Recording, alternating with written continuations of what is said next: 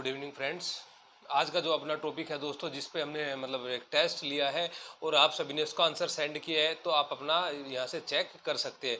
और जिन स्टूडेंट्स ने टेस्ट नहीं दिया है और वो उनको क्या करना है, आप क्वेश्चन को बहुत ध्यान से पढ़ें और क्वेश्चन को पढ़ने के बाद अपना खुद से आंसर देने का ट्राई करें, उसके बाद आंसर चेक करें। ठीक है भाई, वीडियो माध्यम से, है ना। और देखते हैं, आज का टेस्ट बहुत अच्छा टेस्ट था। भारत में क्षेत्रीय राज्यों का उदय कैसे कैसे होता है, इनसे संबंधित मुख्य मुख्य क्वेश्चन थे। एक टेस्ट और होगा, वो कल होगा, भारत में क्षेत्रीय राज्यों के उदय संबंधित, है ना। इससे पहले दो टेस्ट हमने देखे हैं, भारत में यूरोपियों का आगमन और उत्तरकालीन मुगल से संबंधित। दोस्तों, अगर आपने वो टेस्ट नहीं दिया है तो प्लीज़ आप एक बार देखिए उसको, बहुत अच्छा आपके लिए वो रहेगा। आप कोई भी एग्जाम या UGC net, TGT, PGT, GIC कोई भी दे रहे हो, तो सभी एग्जाम के अंदर आपको बेनिफिशियल रहने वाला है दोस्तों। ठीक है, देखते हो आज का पहला क्वेश्चन सारे के सारे बहुत अच्छे दोस्तों, है ना। निम्नलिखित में से किसको बाजीराव द्वितीय के द्वारा तीसरे आंग्ल मराठा युद्ध में मराठा सेनापति नियुक्त किया गया था? एक एक वर्ड बहुत ध्यान से पढ़ना भाई, एक एक सिंगल वर्ड। इसने बोला बाजीराव द्वितीय, तो माइंड में क्या आना चाहिए एकदम, बाजीराव द्वितीय। जब ये बोल रहा है कि भाई बाजीराव द्वितीय, तो बाजीराव द्वितीय कौन था? अंतिम पेशवा। कौन था भाई? अंतिम पेशवा था बाजीराव द्वितीय। इसके बाद तो पेशवाई पद को समाप्त कर दिया गया था बिल्कुल। ठीक है, तो जब आप यहाँ पे बाजीराव द्वितीय पढ़ रहे हैं तो माइंड में आना चाहिए कि सारे सारे पेशवा एक साथ याद कर लिया जाए। कैसे भाई? पहले बालाजी विश्वनाथ, फिर बाजीराव प्रथम, फिर बालाजी बाजीराव, फिर ये माधव राव, फिर नारायण राव, फिर रघुनाथ राव, फिर माधव नारायण राव, फिर बाजीराव द्वितीय। ठीक है, सारे के सारे ऑर्डर से हमें याद करने हैं। तो बाजीराव द्वितीय द्वारा तीसरे आंग्ल मराठा युद्ध में, कौन से में? तीसरे आंग्ल मराठा युद्ध में। तो इससे पहले दो आंग्ल मराठा युद्ध हो चुके हैं, 1775 से 82 तक और 1802-3 में, है ना। ये तीसरा आंग्ल मराठा की बात कर रहा है। तो पहले दो में संधि हो चुकी है, ये पहली सालाबाई की संधि, दूसरी वो बैसिन की संधि। अब ये तीसरे आंग्ल मराठा युद्ध की बात कर रहा है। इसमें मराठा सेनापति कौन नियुक्त किया गया था? कौन मराठा सेनापति नियुक्त किया गया था जब ये लड़ाई लड़ी जा रही थी? जब पूना की संधि तो बाद में होती है ना, वो तो अंतिम होती है कि भाई इसके बाद में इसको बस अध्यक्षता जो थी पेशवा के उसमें समय में वो त्याग दी जाती है मराठों के, है ना। मराठों की अध्यक्षता जो पेशवा कर रहा था ना, तो अब इसका जो नेतृत्व वो कर रहा था, कौन कर रहा था भाई? बापू गोखले। कौन कर रहा था? बापू गोखले। इसी के समकालीन ये तीसरी जो संधि होती है, ये होती है 1817 में। ठीक है, 1817 में। तो सिंधिया के साथ कौन सी संधि होती है 1817 में भाई? सिंधिया के साथ बताओ। वो होती है भाई ग्वालियर की संधि। कौन सी? ग्वालियर की संधि। और सिंधिया किस बात को लेकर समर्थन करते हैं? भाई जो पिंडारियों का जो दमन कर रहे थे उनमें हम आपका सहयोग करेंगे। किनका? अंग्रेजों का सहयोग सिंधिया लोग करेंगे ना। जो सिंधिया इसका क्षेत्रीय वंश था, है ना। तो ये बात की जाए, अगर आपसे पूछा जाए मराठों से संबंधित अंग्रेजों की अंतिम संधि कौन सी थी, मराठों से संबंधित अंग्रेजों की अंतिम संधि कौन सी थी? वह थी दोस्तों मंदसौर की संधि। मंदसौर की संधि किसके साथ हुई थी? अंग्रेजों की होलकर के साथ हुई थी। 1800 लास्ट वाली जो संधि हुई थी 1817-18 में, है ना, 1818 में। ठीक है, मंदसौर की संधि। आप एक चीज जानते हैं भाई, सहायक संधि यानी कि सब्सिडरी अलायंस के माध्यम से लॉर्ड वेलेस्ली ने जो कार्य शुरू किया था उसको पूर्ण किसने किया? हेस्टिंग ने। किसने किया भाई? लॉर्ड हेस्टिंग ने। कब आके? 1813 में आके, है ना। इसने समाप्त कर दिया आपसे पेशवाई पद को, है ना, और पिंडारियों का दमन किया, इनका संधि के माध्यम से इनको समाप्त किया, है ना। इनको बाद में फिर एक शायद 12 लाख रुपए की वार्षिक उससे इनको बैठा दिया। कहाँ पे? कानपुर में, है ना। इनको पेंशन दे दी गई भाई, कानपुर में बैठ जाओ, है ना। ठीक है भाई, इसको बाजीराव द्वितीय के बाद में। तो आपने इसमें बताना था तीसरे आंग्ल मराठा युद्ध में मराठा सेनापति बापू गोखले था भाई, है ना। राइट आंसर पहला। दूसरा क्वेश्चन, किसके नेतृत्व में अंग्रेज सेना ने पोर्टोनोवा में हैदर अली को पराजित किया था? किसके नेतृत्व में अंग्रेज सेना ने पोर्टोनोवा में, पोर्टोनोवा एक जगह है, यहाँ पे युद्ध होता है, हैदर अली को पराजित किसने किया था? ठीक है भाई, तो आप जानते हैं हैदर अली ने कितने युद्ध लड़े, कितनी संधियां हैदर अली के समय में? शुरुआत हैदर अली के द्वारा ही हुई थी। पहली संधि मद्रास की संधि थी, 1767-69 के बीच पहला युद्ध हुआ था, मद्रास की संधि। दूसरी जो युद्ध भी हैदर अली ने ही शुरू किया था, लेकिन 1782 के अंदर इसकी मृत्यु हो जाने के कारण ये संधि को पूर्ण विराम किसने दिया? वो दिया टीपू सुल्तान ने। लेकिन पोर्टोनोवा में एक युद्ध हुआ था, पोर्टोनोवा का युद्ध किसने पराजित किया था हैदर अली को? आयरकुट ने। किसने भाई? आयरकुट ने उसको पराजित किया था, हैदर अली को, है ना। इससे पहले कुछ अंग्रेज जो कि इधर से कर्नाटक की ओर से ये हेक्टर मुन्नो या इधर गुंटूर वाले क्षेत्र से कर्नल बैली है ना, जो अपना नेतृत्व संभाल रहे थे, उनको तो मार भगाया था। बाद में हेस्टिंग ने, यानी कि कौन था उस समय बंगाल का गवर्नर जनरल, वारन हेस्टिंग ने किसको भेजा था बाद में? आयरकुट को भेजा था। आयरकुट वही था जिसने वांडीवास का युद्ध का नेतृत्व भी किया था 1760 के अंदर, है ना। तो दुर्भाग्य से इस युद्ध के अंदर, मतलब जो आंग्ल मैसूर युद्ध चल रहा था, इसमें हैदर अली की भी मृत्यु हो जाती है और आयरकुट की भी मृत्यु हो जाती है। अब संधि किस किस के बीच होती है आपसे पूछा जाएगा, भाई संधि किसके बीच होती है द्वितीय आंग्ल मैसूर युद्ध की? वो होती है भाई मैकार्टनी और वारन हेस्टिंग के बीच में। मैकार्टनी और वारन हेस्टिंग के बीच में ही संधि होती है ना, ठीक है। कब होती है भाई? मंगलोर की संधि। कौन सी संधि होती है? मंगलोर की संधि होती है। पहली कौन सी संधि थी भाई? मद्रास की संधि। वो किस अंग्रेज गवर्नर के साथ होती है? वो होती है स्मिथ के साथ में। किसके साथ होती है भाई? स्मिथ के साथ में संधि होती है, हैदर अली की। दूसरी मंगलोर की संधि मैकार्टनी और लॉर्ड कॉर्नवालिस। तीसरी श्रीरंगपट्टनम की संधि होती है, ठीक है भाई, किसके साथ? टीपू सुल्तान के। और अंतिम समय में तो टीपू सुल्तान की मृत्यु हो जाती है, कब? 1798 में, लास्ट में, है ना। और उसको बाद इसके हैदर अली, ये लॉर्ड वेलेस्ली हैदराबाद को सहायक संधि के अधीन अपने राज्य में मिला लेता है, ठीक है भाई। तो आपको इसका राइट आंसर क्या लगाना था? आयरकुट इसका राइट आंसर था। थर्ड क्वेश्चन देखिए भाई, मराठों के साथ होने वाली किस संधि को वारन हेस्टिंग कागज का टुकड़ा मात्र मानता था? ये मराठों वाली संधि है ना, आपको बहुत ज्यादा कंफ्यूज करेगी भाई, है ना। ये तीन संधि तो आपने कर ली कि भी जो अंग्रेज और मराठों के बीच जो युद्ध हुआ था भाई, है ना, ये तो आपने कर ली कि भाई पहली सालाबाई, दूसरी बसीन, तीसरी पूना। लेकिन बहुत सारी संधि है भाई। पुरंदर की 2 संधि होती है, सूरत की संधि, बड़गांव की संधि, ग्वालियर की संधि, ये सुरजी अर्जुन गांव की संधि, ये मंदसौर की संधि, बहुत सारी संधि होती है। इनका ऑर्डर से याद करना भाई, है ना। बस आपने ध्यान से देखना भाई, कैसे इनको आप ट्रिक बना के याद कर सकते हैं। तो वारन हेस्टिंग का कार्यकाल क्या था? अगर आपने वारन हेस्टिंग का कार्यकाल पता है तो आप इस ऑप्शन क्वेश्चन को तब भी कर सकते थे। कैसे? जैसे मंदसौर की संधि है, कि जैसे मंदसौर की संधि है, ये तो सबसे अंत में होती है।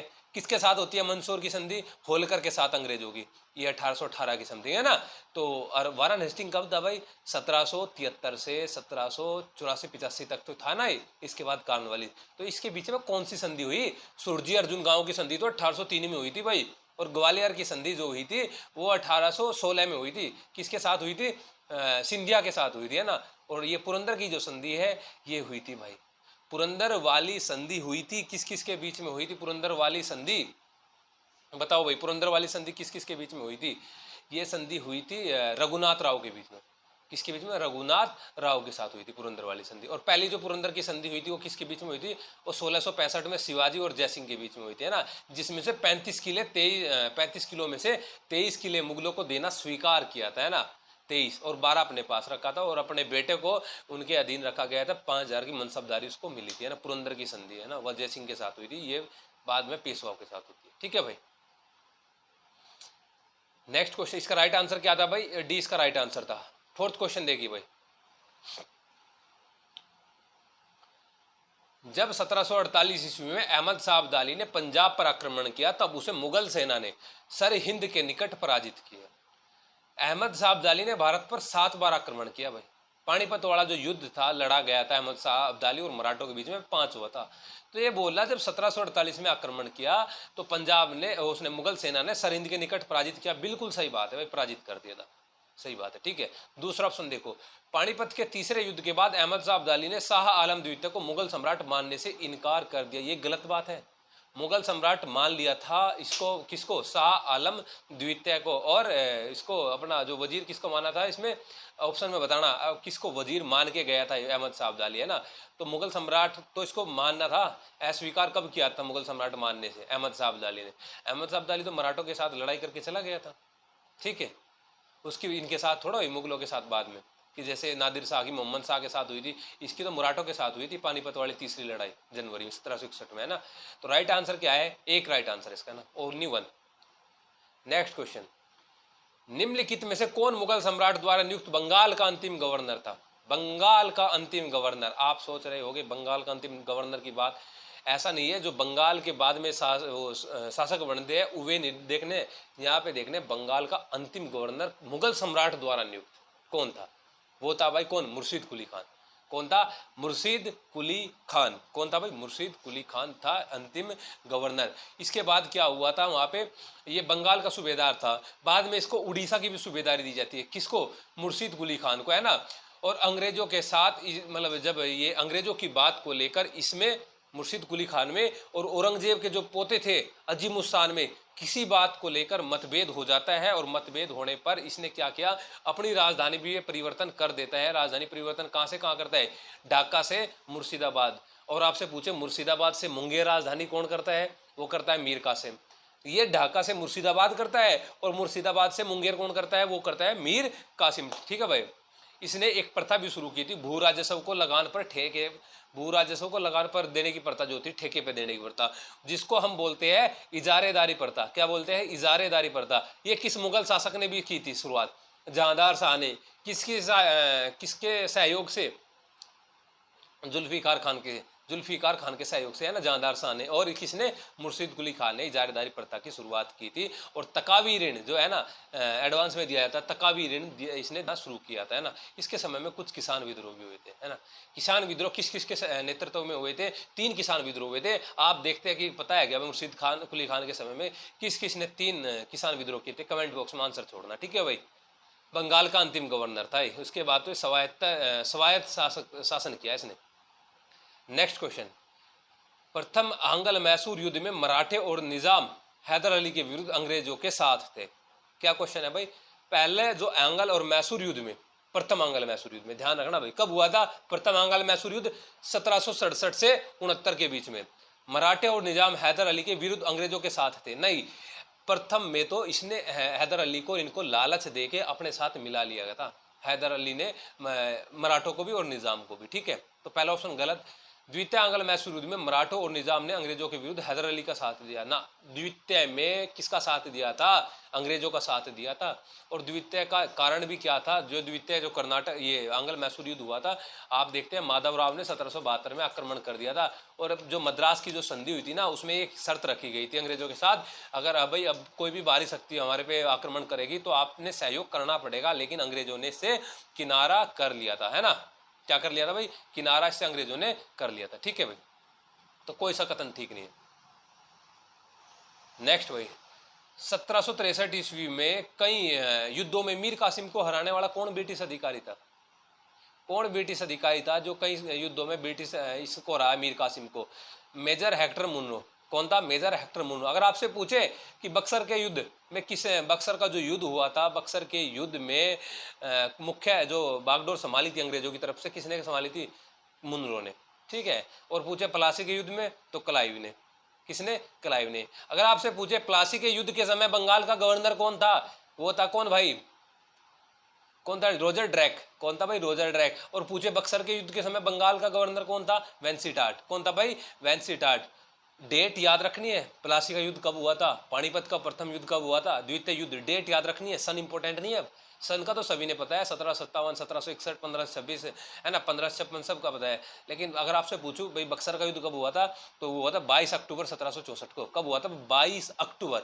ये ज़्यादा इंपॉर्टेंट है, ठीक है भाई। और ये मीर कासिम वही था जिसने मुर्शिदाबाद से मुंगेर राजधानी परिवर्तन की थी, सेना का पुनर्गठन किया था, पुनर्निरीक्षण किया था। अपनी सेना के अंदर इसने कई सारे विदेशियों को शामिल किया था। समरू जो कि जर्मन वाला था, है ना, कई मुसलमानों को भी शामिल किया था जो सेना का वो कर रहे थे, वहाँ प्रशिक्षण जो कर रहे थे, है ना। और इसने क्या किया था? बर्दवान, मिदनापुर, चटगांव अंग्रेजों को दिए थे। अगर बात की जाए बंगाल की, तो अली वर्दी खान के बाद सबसे योग्य जो उत्तराधिकारी आया तो वो मीर कासिम ही था उनका, है ना। तो इस युद्ध का सबसे ज़्यादा जो युद्ध हुए थे बक्सर से पहले भी, उसमें किस अधिकारी के साथ हुए थे? मेजर हेक्टर मुनरो के साथ हुए थे ना भाई, पहला आंसर। नेक्स्ट क्वेश्चन देखो भाई, निम्नलिखित में से डलहौजी की सबसे गंभीर राजनीतिक भूल कौन सी थी? डलहौजी की सबसे गंभीर राजनीतिक भूल, डलहौजी ने क्या किया था भाई?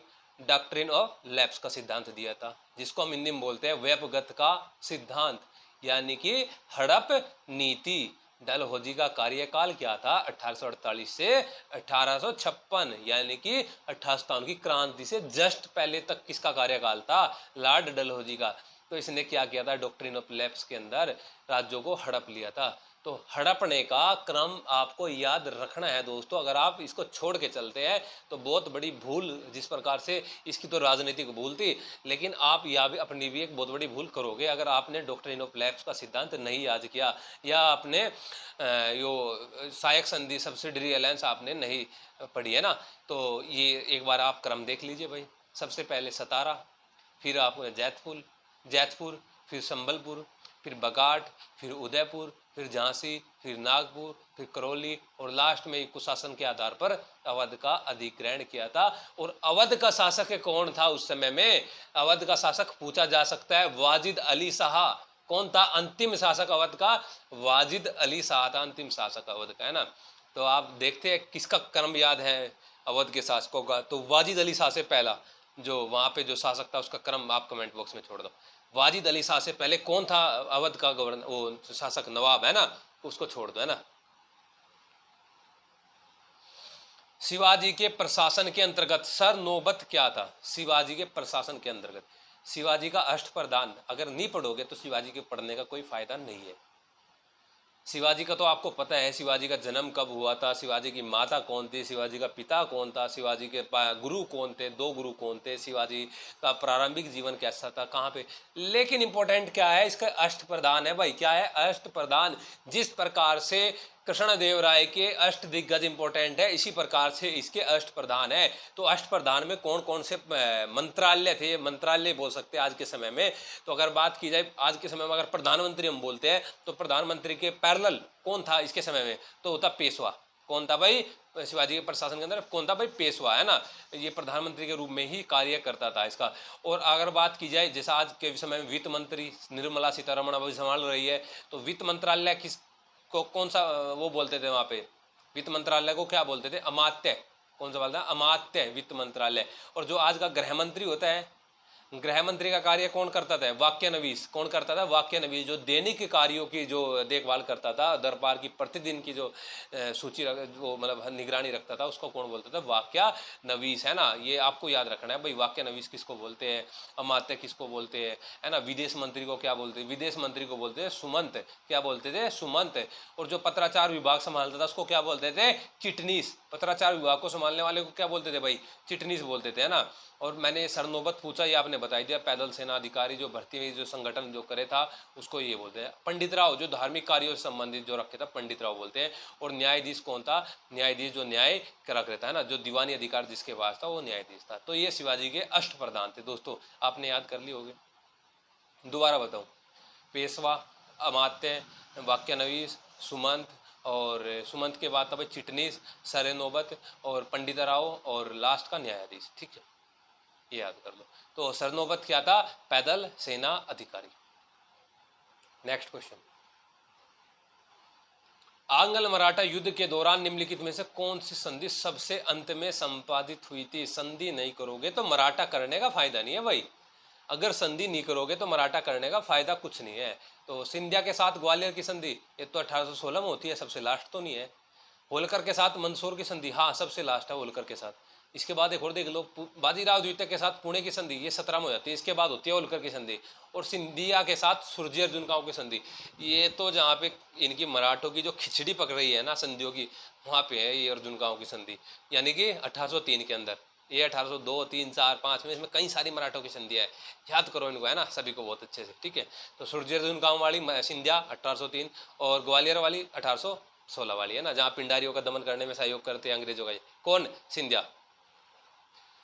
नेक्स्ट क्वेश्चन, पानीपत के तृतीय युद्ध में मराठा सेना का संचालन किसने किया था? मराठा सेना का संचालन विश्वास राव ने किया था भाई। किसने किया था? सदाशिव राव भाऊ ने किया था भाई। सॉरी, विश्वास राव ने नहीं, सदाशिव राव भाऊ ने इसका संचालन किया था। किसने भेजा था सदाशिव राव भाऊ को? कौन था उस समय में पेशवा भाई?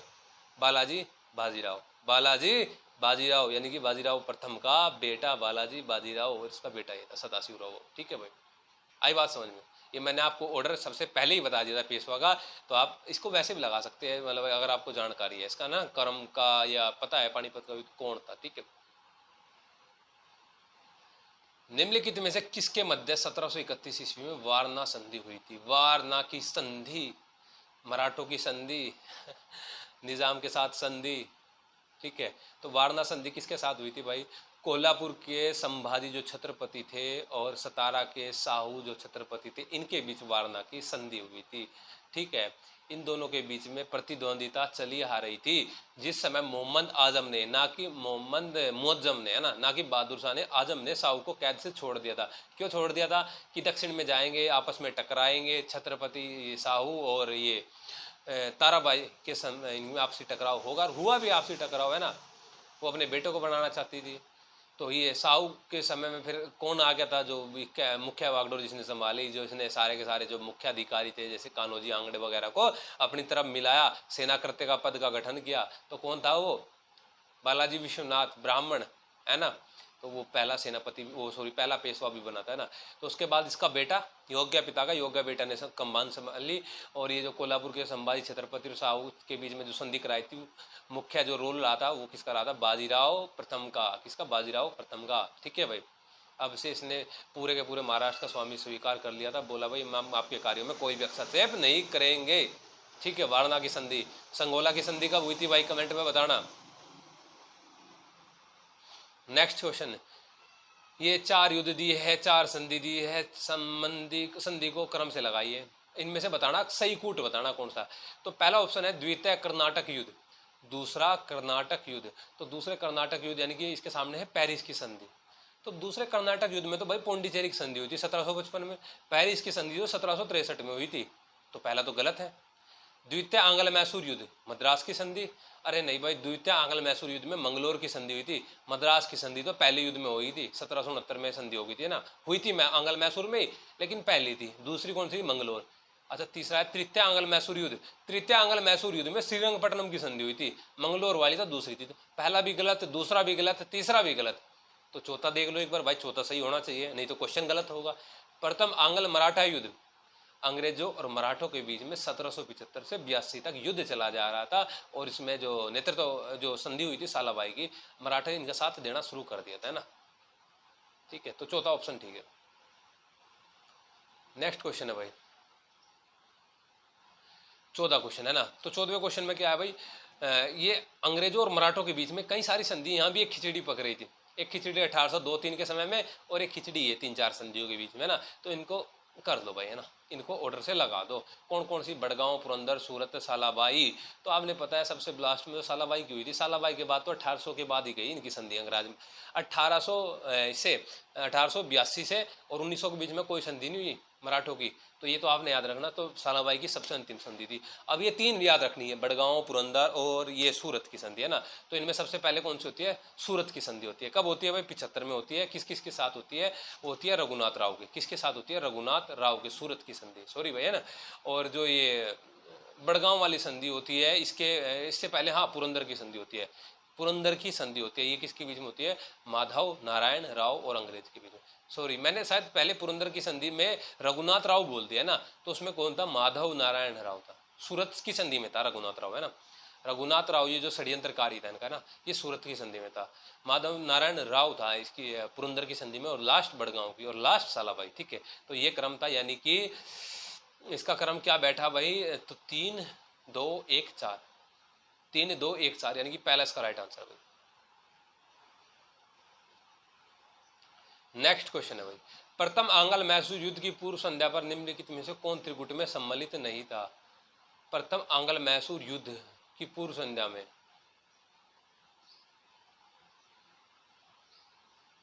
त्रावणकोर का राजा, निजाम, मराठा और अंग्रेज। हाँ, ये कौन था भाई? त्रावणकोर का राजा इसमें सम्मिलित नहीं था। देखो, निजाम और मराठों को पहले लालच दिया, लेकिन उसने तोड़ दिया था इनको बाद में।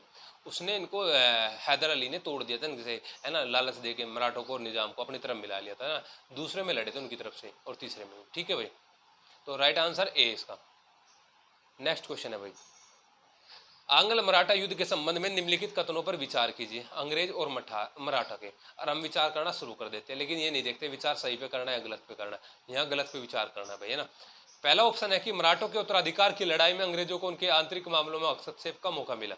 सही बात है भाई, जब मराठों की आपसी लड़ाई चली रही थी, इधर रघुनाथ राव, ये फडणवीस, इनके बीच में आपसी इधर पेशवाओं के बीच में, फिर बाद में, तो ये तो भाई बढ़ना ही था, इनको हस्तक्षेप का मौका तो मिलना ही था। तो बिल्कुल सही है। दूसरा, 1802 ईस्वी में बसीन की संधि के तहत पेशवा ने अंग्रेजों की सहायक संधि स्वीकार कर ली। हाँ, दूसरे में बसीन की संधि में बाजीराव द्वितीय ने यह संधि स्वीकार की थी। तीसरा देख लो, तृतीय आंग्ल मराठा युद्ध में मराठों की जीत हुई। नहीं भाई, अंग्रेजों की जीत हुई थी, पूना की संधि में। ठीक है, तो सही नहीं है। कौन सा सही नहीं है? तीसरा सही नहीं है, यानी कि डी इसका राइट आंसर। 17, बंगाल के नवाबों का सही क्रम बताइए। तो देख लेते हैं एक बार भाई, बंगाल के नवाब कौन कौन से थे। अगर आप क्षेत्रीय राज्यों का उदय कर रहे हैं और बंगाल के नवाबों का क्रम नहीं कर रहे हैं, अवध के नवाबों का क्रम नहीं कर रहे हैं, पेशवाओं का क्रम नहीं कर रहे हैं, युद्धों का क्रम नहीं कर रहे हैं, संधियों का क्रम नहीं कर रहे हैं, तो आप कुछ नहीं कर रहे। तो आप इस चैप्टर को पढ़ ही नहीं रहे हैं। अगर रीडिंग लगा रहे हैं तो रीडिंग से काम नहीं चलेगा, रटना पड़ेगा भाई, रट्टा तो मारना पड़ेगा। बंगाल के नवाबों का सही क्रम बता दो। तो सबसे पहले बंगाल का नवाब कौन था, मैंने बताया था। अंतिम बंगाल का गवर्नर कौन बना? मुर्शीद कुली खान। तो पहला नवाब ही ये बना, मुर्शीद कुली खान। अब मुर्शीद कुली खान के बाद कौन था भाई? सुजाउद्दीन। कौन था? सुजाउद्दीन। सुजाउद्दीन के बाद कौन बना? सरफराज। सरफराज के बाद कौन बना? अलीवर्दी खान। अलीवर्दी खान के बाद कौन बना? सिराजुद्दौला। सिराजुद्दौला के बाद कौन बना? मीर जाफ़र। मीर जाफ़र के बाद कौन बना? मीर कासिम। और मीर कासिम के बाद कौन बना? मीर जाफ़र। और मीर जाफ़र के बाद दोबारा कौन बना? नजमुद्दौला। और नजमुद्दौला के बाद सैफुद्दौला, और लास्ट में मुबारकुद्दौला।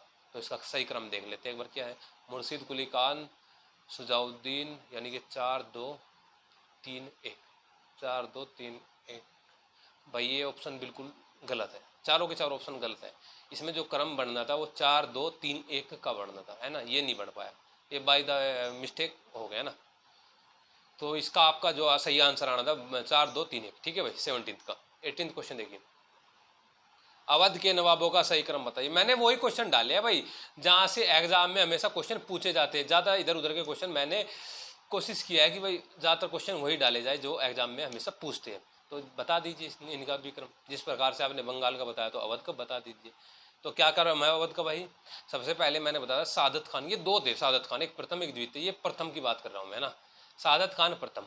तो सादत खान प्रथम के बाद कौन बना था भाई? सादत खान प्रथम के बाद जो ये सारे के सारे जो क्षेत्रीय राज्यों का उदय हुआ था मोहम्मद शाह रंगीला के समय में हुआ था। तो इसके बाद कौन बना है भाई? सफदरजंग। सफदरजंग। सफदरजंग के बाद कौन बना है भाई? सुजाउद्दौला। सुजाउद्दौला के बाद कौन बना था? आसफउद्दौला। आसफउद्दौला के बाद कौन बना? वजीर अली।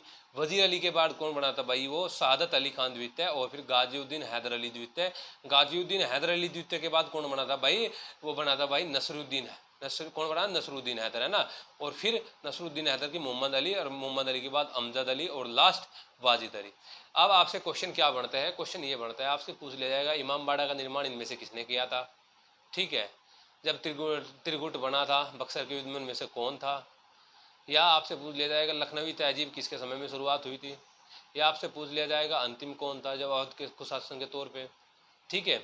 ये आपसे पूछ लिया जाए सहायक संधि जब हुई तो अवध का नवाब कौन था? तो कुछ भी क्वेश्चन बन सकता है, तो आप लगा दो इसका आंसर।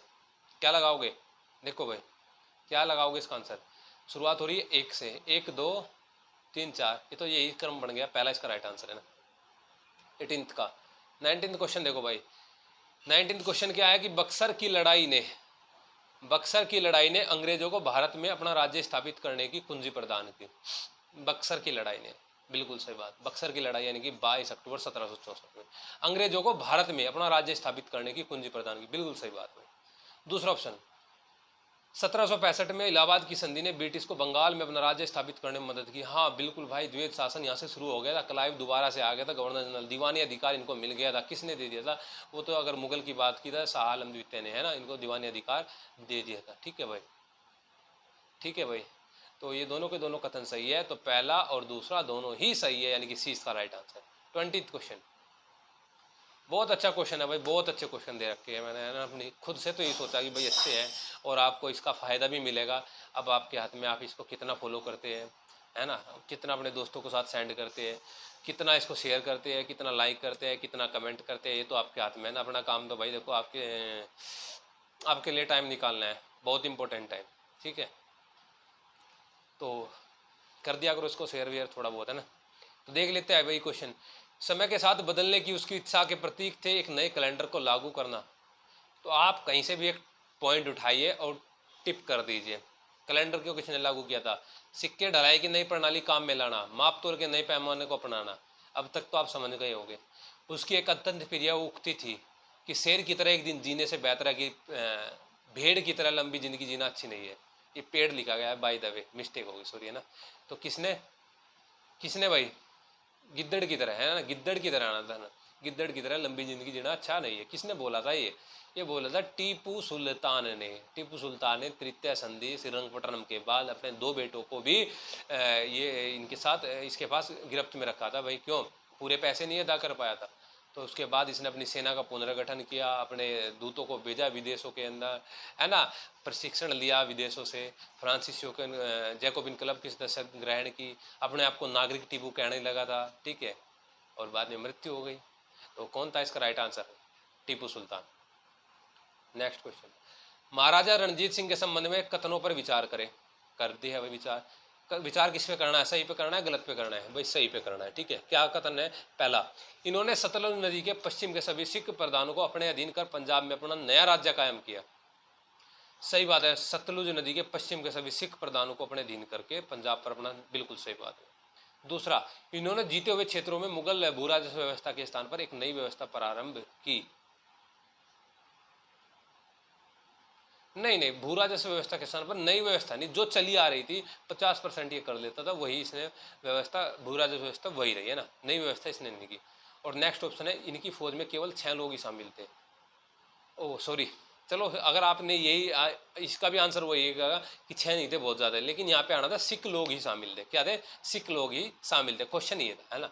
तो आपने फिर भी गलत, मतलब इसका ये आंसर गलती होना था ना, 6 भी गलत है। अगर सिख लोग आप लगाते तो तब भी आप इसको गलती करते, क्योंकि इसकी सेना में मुसलमान भी थे, बिहारी भी थे, ये इधर गढ़वाली भी थे, है ना, सारे के सारे थे इसकी सेना के अंदर, ठीक है। ये कोई जातिवाद भेदभाव नहीं रखता था। तो इसमें कौन सा सही है?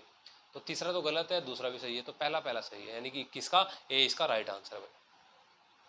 नेक्स्ट क्वेश्चन, प्लासी युद्ध के मुख्य कारण थे। प्लासी का युद्ध 1757, बैटल ऑफ प्लासी, कंपनी के द्वारा कोलकाता की किलेबंदी करना। यही तो बात थी कि सिराजुद्दौला ने इसको मना किया कंपनी को, भाई किलेबंदी मत कर।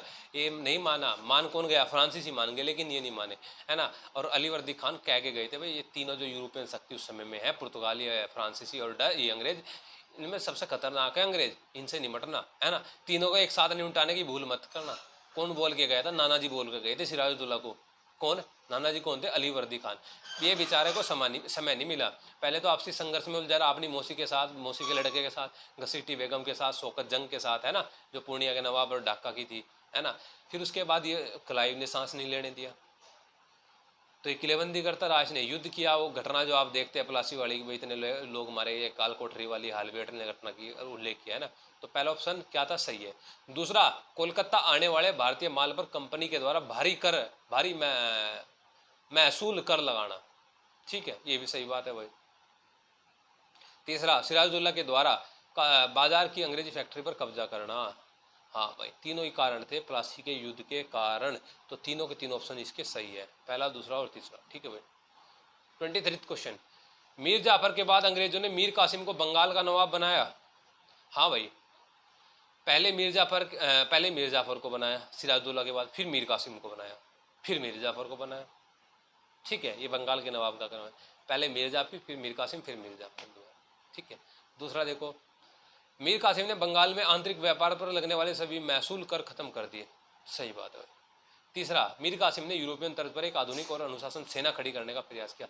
हाँ, अभी तो बताया मैंने आपको, एक सेना का पुनर्गठन किया, जर्मनी से, मुस्लिम कंट्री से और अन्य देशों से इसने सेना का पुनर्गठन किया। तीनों के तीनों कथन सही है। चौथा, 24, द्वितीय आंग्ल मैसूर युद्ध हेतु, अंग्रेज और मैसूर, अंग्रेजों का मराठों पर निर्माण के साथ मिलकर त्रिकूट का निर्माण करना। अमेरिका स्वतंत्र संग्राम के फलस्वरूप इंग्लैंड व फ्रांस के मध्य युद्ध छेड़ना। हैदर अली द्वारा मालाबार तट पर स्थित माई बंदरगाह को जीतना और अंग्रेजों के द्वारा गुंटूर विजय हेतु अपनी सेना को हैदर अली के क्षेत्र से होकर बिना अनुमति से भेजना। तो इसके कौन कौन से कारण होने चाहिए? द्वितीय आंग्ल मैसूर युद्ध के, अंग्रेजों द्वारा गुंटूर विजय हेतु अपनी सेना को हैदर अली के क्षेत्र से, नहीं, तीसरा तो बिल्कुल नहीं है भाई। तीसरा क्यों नहीं है भाई? देखो, हैदर अली द्वारा मालाबार तट पर माही बंदरगाह को जीतना। भाई महा जो बंदरगाह था वो किसकी बस्ती थी? ये फ्रांसीसियों की बस्ती थी। किसकी बस्ती थी? फ्रांसीसियों। और फ्रांसीसियों के सहयोग से तो लड़ ही रहा था। मुख्य कारण यही था कि ये फ्रांसीसियों का सपोर्ट कर रहे थे। डिंडीगुल में शास्त्रागार की स्थापना की थी 1755 में, है ना। तो ये माही को क्यों जीतेगा? माही को तो इन्होंने कब्जा कर लिया था अंग्रेजों ने, ये छुटाना चाहता था। तो तीसरा ऑप्शन नहीं है। तो इसका आंसर क्या है? देखो, दूसरे में भी तीसरा है, तीसरे में भी तीसरा है और चौथे में भी तीसरा है। तो पहला इसका राइट आंसर होगा फिर, है ना। ए इसका राइट आंसर है। और लास्ट क्वेश्चन था भाई, किस मराठा ने अंग्रेजों के साथ सूरत की संधि की थी? तो सूरत की संधि वाला दूसरी तीसरी बार आपके पास आ गया है कि माधवराव, नारायण राव, रघुनाथ राव, दौलत राव। कौन था भाई षड्यंत्रकारी? हो षड्यंत्रकारी कौन था? रघुनाथ राव। कौन था? सर रघुनाथ राव था, जिसने सूरत की संधि की थी 75 में, 1775 में। एक सूरत की संधि 1664-65 में भी हो गई थी भाई, है ना। तो ये आज के 25 क्वेश्चन थे दोस्तों, आपने किया बहुत अच्छा। देखते हैं अपना स्कोर चेक कर, सभी अपना स्कोर सेंड करें, फिर देखते हैं भाई कंपेरेटिव किसके अच्छे मार्क्स आए। और जिस स्टूडेंट के थोड़े कम रहते हैं वो तो उससे डिप्रेस मत होया करो, है ना। नेक्स्ट ये तो चलता चलता रहेगा अपना सीरीज, है ना। तो पार्टिसिपेट किया करो दोस्तों, और इससे आपका निश्चित ही बेनिफिट होने वाला है। और मिलते हैं दोस्तों नेक्स्ट वीडियो में, तब तक के लिए शुक्रिया।